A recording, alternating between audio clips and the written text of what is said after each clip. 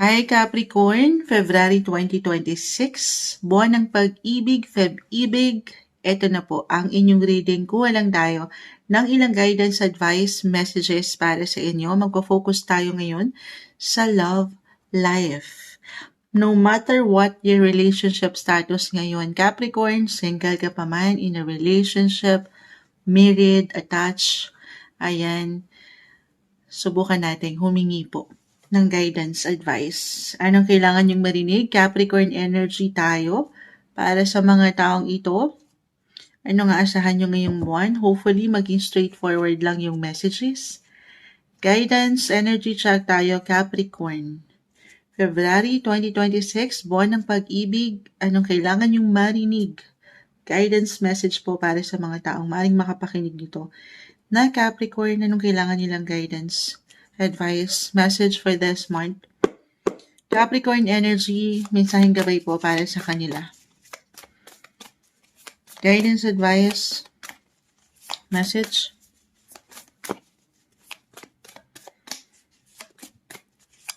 Capricorn, February 2026.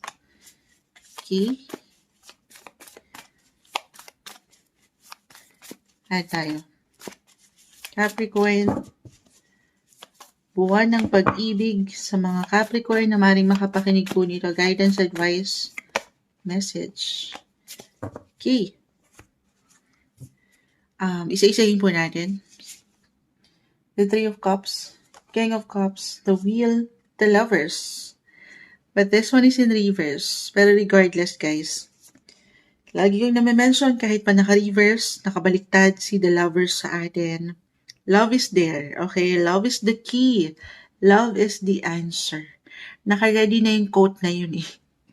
Puro ganun lagi, iniiwan mo siya. Yes. Kailangan pa ulit-ulit tayo. Cherries. Ay, the devil.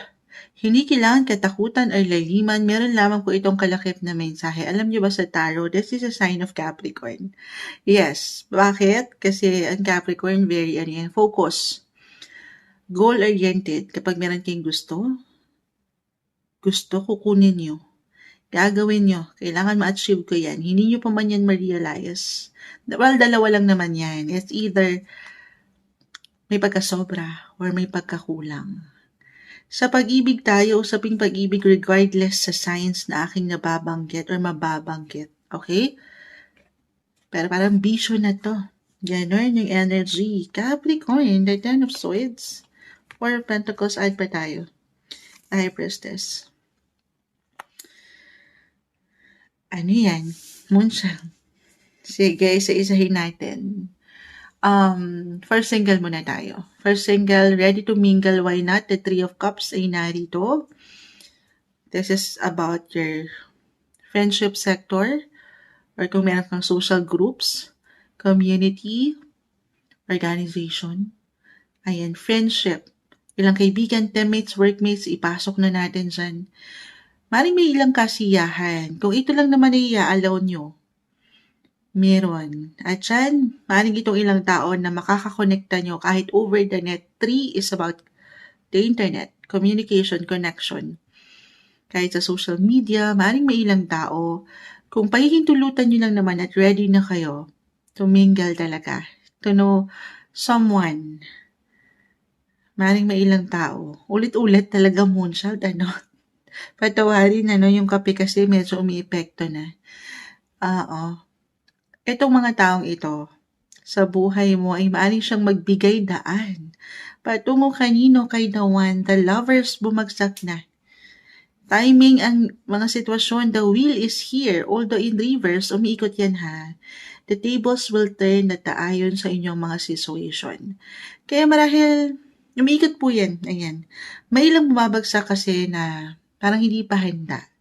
Hindi naging ready, single Capricorn, February 2026, na okay lang naman. Na especially kung anito pa kayo, the Ten of Swords, the Devil. Si the Lovers, the King of Cups, iisa yung iniiwan yan sa akin pong nakikita. Eto, madalas naririnig nyo na kay Moonchild, baka ang iba ay lunod na. Nalunod na. Paulit-ulit to. More on, kung madalas na kayo nakakapakinig, more on ano yan Moonchild. more on self-care, self-love. Self-love na naman ba yan, Moonshot? Self-love na nga ako. Ilang taon na, wala pa rin. Alam niyo guys, kahit gaano man tayo ka-ready na, alam niyo yun, ready na ako, handang-handa na ako, Moonshot. Minsan, ng mga sitwasyon, ang universe, ang taas, ay hindi pa nakahanda para kayo ipagtagpuin ng tadhana ni The One. Okay? Reversal tayo, guys. So, kung hindi to mag-apply sa inyo, alin yun? Yung ilang messages, meron pa ako nakikita dito na nagpapagaling pa nagpapahilom, naghahanda. Physically, mentally, emotionally, financially, hindi pa ready. Kung hindi kayo mismo, maaaring itong potential future person nyo, single. Okay? So, ayaw naman nating mamadaliin yun. Ano man ang edad nyo ngayon, o minsan wala na sa kalendaryo ang ilan, parang si Moonchild. Pasok niyo si Moonchild. Cherries, okay lang yan. Okay? Timing. Ayaw natin na magiging unfair ka or ang person mo kasi hindi siya magiging okay kapag binibigyan natin ng control or minamadali ang isang pangyayari na hindi pa nakalaan. So, huwag niyo ipilit. Okay? Kalmahan ang mga sarili. Oo. Take it easy. Enjoy nyo na lang muna kung nasan kayo ngayon. Yakapin nyo kung ano yung ngayon at maging handa. Sabi ko nga, baka akala nyo ready na pero hindi pa pala. Totally. Physically, mentally, emotionally, financially, of course, you have to be ready, Capricorn. Stay balanced kasi meron pa akong ilang imbalances po na nakikita. Unhealthy approach in life na wala namang perfect Okay? Unti-untiin ito. Focus ka muna sa sarili o sa mga, ang daming umangat dito guys. Hindi kayo nag-iisa, single Capricorn. May ilang suporta, kaibigan, pamilya. Hindi kayo mag-isa. Kahit na single kayo ngayong Valentine's Love Month, hindi ka nag-iisa. Merong paraan. Okay? Merong paraan para saan? Para magsaya. Para i-celebrate ang Love Month na ito. Okay? Have fun, enjoy. Ayan may umangat na friendship. Kahit over the net lang. Okay? Eto na. Couples in a relationship. I will be honest, meron akong ilang drama-rama sa hapon na nakikita. Nag-reverse kasi si The Lovers, no? The King of Cups is in reverse, so may ilang tension, conflict, misunderstanding. Alam ko, diretso yun. This is for some of you. Tayo po ay general reading. Sobrang magko-connect to, guys. Astrologically, kanina ko pa na-mention, Mercury, the planet of communication, will go on retrograde this month, end of the month. So, maybe mid-month of February, mararamdaman na ito ng ilan. Yes, normal guys. Dahil wala namang perfect. So, if ever magkaroon man kayo ng miscommunication, the Five of Swords nag-reverse guys. Isang indikasyon na lilipas yan. Everything is temporary. Walang forever. Apaka-bitter ni Moonchild, walang forever lagi. Hindi. Kasi ito, may ilang unhealthy lang ako nakikita. Approach natin kung paano tayo, halimbawa, magpapaangat ng boses, minsan may pagkasobra, or yung iba naman may pagkakulang, totally walang communication for some, hindi nag-uusap. So, hindi nasusolusyonan or napapaangat yung expression, yung love, feeling nyo wala na. So, kung talagang ganun at hindi napapaangat yung passion, yung love, yung affection, huwag nating ipilit. Yes, ang love hindi pinipilit.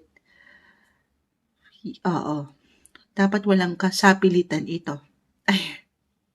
Pero kung may pagka-bore kayo, naboboy na ba ang ilan?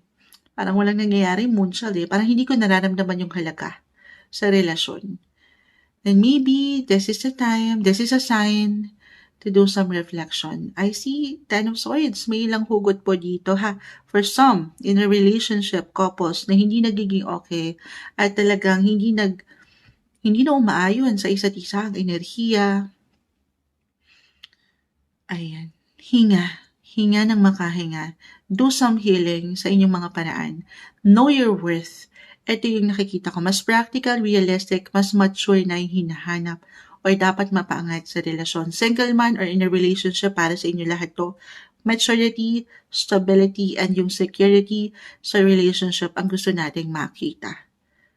Dapat. Alamin or alalahanin nyo ang inyong mga halaga. Okay?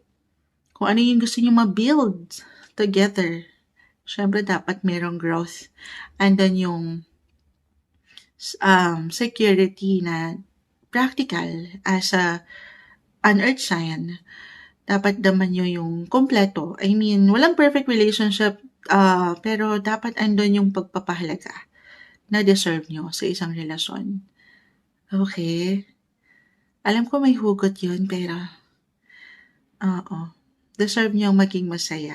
At nandun yung protection and seguridad.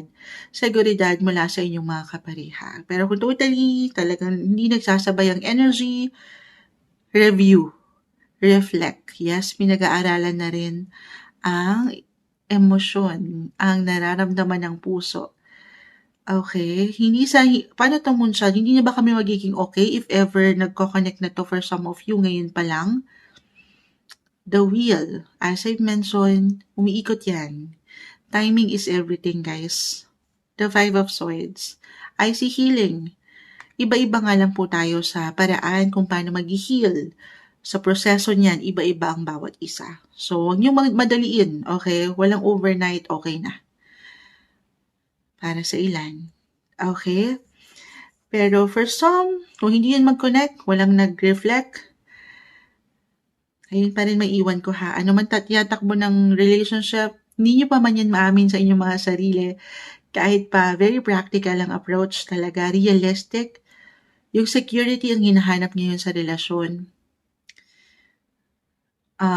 I see affection. Cravings. The devil kasi umangat din eh. Sabi ko nga sa inyo, bisyo na to. Cravings sa love. Or higit kayong magiging playful when it comes to love. Parang kabaliktaran ito. Sabi ko nga, dalawa lang to guys. It's either pagkasobra, pagkakulang. For some, maaaring bumabata ang enerhiya. Pero sana, andito kayo sa wasto nang walang sobra kulang. Lalo kang nasa isang relasyon ka na. Isa-isa lang. Kalmahan ang sarili. Kasi dito yung fiery. Fiery yung energy na nakikita ko dito guys. Naghahanap ng physical touch or physical affection as I've mentioned, na hindi naman masama.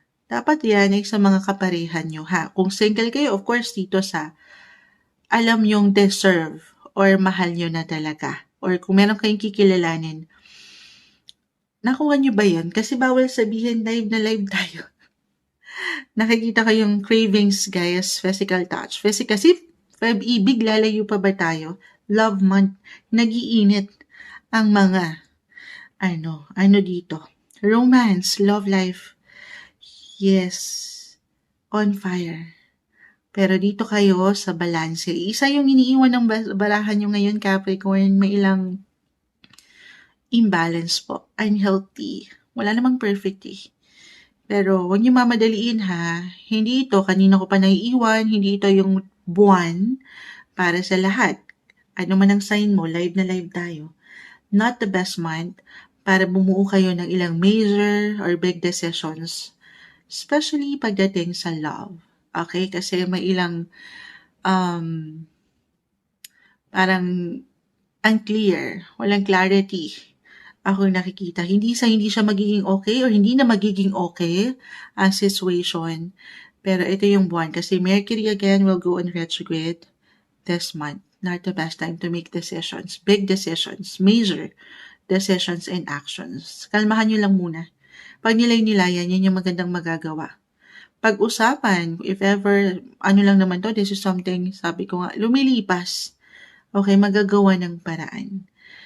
Pero sana una't huli, huwag niyong kalimutan ang sarili, magsaya sa inyong paraan ngayong buwan ng Feb-ibig para sa inyo. February 20 to 26, love reading po ito para sa inyo, Capricorn.